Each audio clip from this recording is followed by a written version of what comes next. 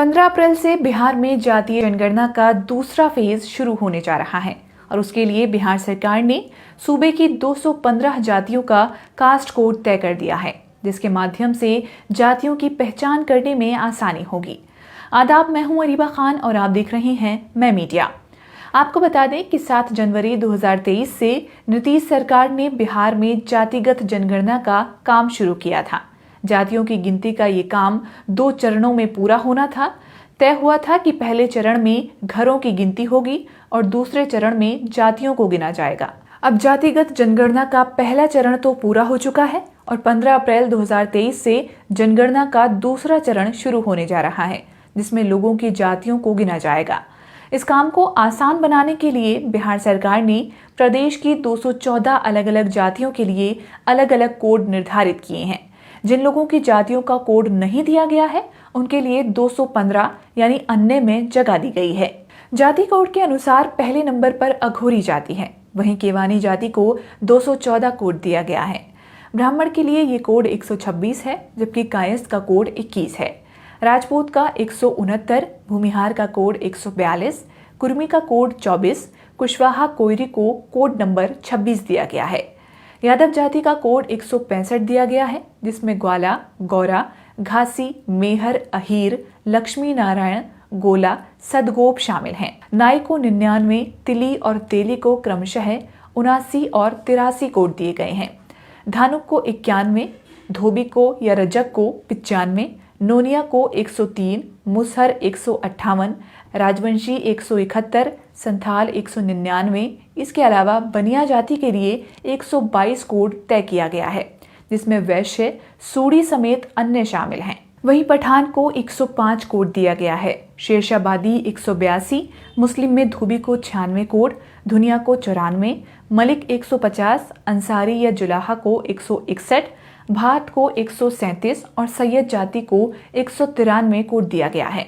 वहीं इदरीसी को 7, कसाई को 17, कुल्हेया को 25, चीख 62, मुस्लिम फकीर, दीवान और मदार को संयुक्त रूप से 183, सीमांचल के 4 जिलों के सुरजापुरी मुसलमानों को 188 कोड दिया गया है, जिसमें शेख, सैयद, मलिक, मुगल और पठान शामिल नहीं होंगे। 15 अप्रैल से शुरू होने वाली जातीय जनगणना के इस दूसरे चरण में परिवार के सभी सदस्यों के संबंध में 17 सवाल पूछे जाएंगे।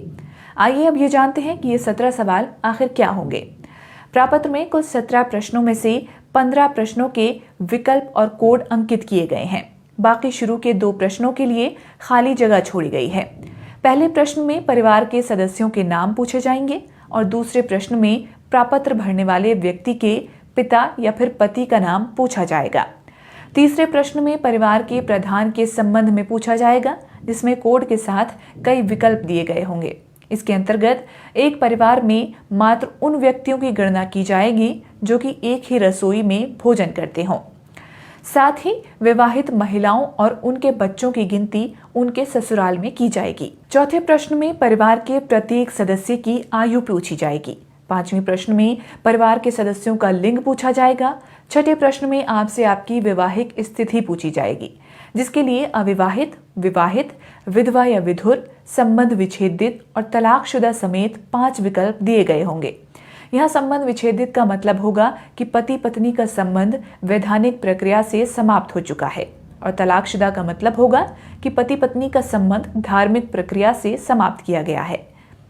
7वें प्रश्न में आपसे आपका धर्म पूछा जाएगा, जिसके लिए हिंदू, मुस्लिम, सिख, ईसाई, बौद्ध, जैन समेत 8 विकल्प दिए जाएंगे।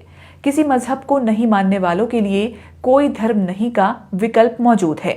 8वें प्रश्न में जाति पूछी जाएगी, जिसके लिए बिहार सरकार द्वारा निर्धारित किए गए जाति के कोड को भरा जाएगा। जातियों का ये कोड भविष्य की योजनाएं तैयार करने में भी उपयोग किया जा सकेगा। 9वें प्रश्न में शैक्षणिक स्थिति पूछी जाएगी, जिसके लिए कुल 53 विकल्प और उनके कोड दिए जाएंगे। ऐसे लोग जिन्होंने कभी भी शिक्षण संस्थान में किसी तरह की शिक्षा नहीं ली है, उन्हें पूर्व प्राथमिक की श्रेणी में रखा जाएगा। इसके बाद 10वें प्रश्न में रोजगार के साधन पूछे जाएंगे, जिसके लिए प्रपत्र में 15 विकल्प मौजूद होंगे। इसमें सरकारी नौकरी से लेकर विद्यार्थी, गृहिणी, भिखारी और कचरा बीनने तक के विकल्प शामिल होंगे। 11वें नंबर पर आवासीय स्थिति के बारे में सवाल होगा, जिसके लिए 5 विकल्प दिए गए होंगे। इनमें से 2 कमरों से ज्यादा का पक्का मकान, 1 कमरे का पक्का मकान, खपरेल या टीन की छत वाला घर, झोंपड़ी और आवासहीन का विकल्प शामिल होगा। इसके बाद 12वां सवाल अस्थायी प्रवास की स्थिति के बारे में है।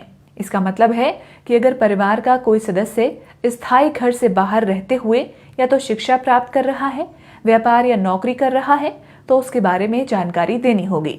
इसके लिए भी प्रपत्र में 6 विकल्प मौजूद हैं। 13वें प्रश्न में पूछा जाएगा कि परिवार में कितने कंप्यूटर या लैपटॉप मौजूद हैं और उनमें इंटरनेट की सुविधा है या नहीं। 14वां सवाल होगा घर में मौजूद वाहनों के बारे में, जिसके लिए 2, 3 या 4 पहिया वाहन, ट्रैक्टर और कुछ नहीं समेत 6 विकल्प दिए गए होंगे। 15वें प्रश्न में पूछा जाएगा कि परिवार के पास कृषि के लिए कितनी भूमि मौजूद है। इसके लिए 0 से लेकर 5 एकड़ से अधिक तक के 10 विकल्प मौजूद होंगे। साथ ही 16वें प्रश्न में आपसे आपकी आवासीय भूमि के बारे में पूछा जाएगा। इसके लिए 7 विकल्प दिए गए होंगे।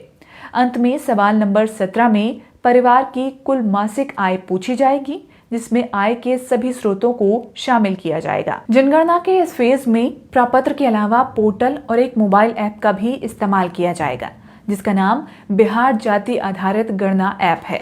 इसमें जाति के अंकों के आधार पर बनाए गए कोड भरे जाएंगे। इसका फायदा ये होगा कि एक से अधिक बार गणना होने से बचा जा सकेगा।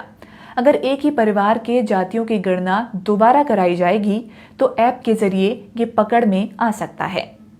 इस वीडियो में इतना ही। देखते रहिए मैं मीडिया।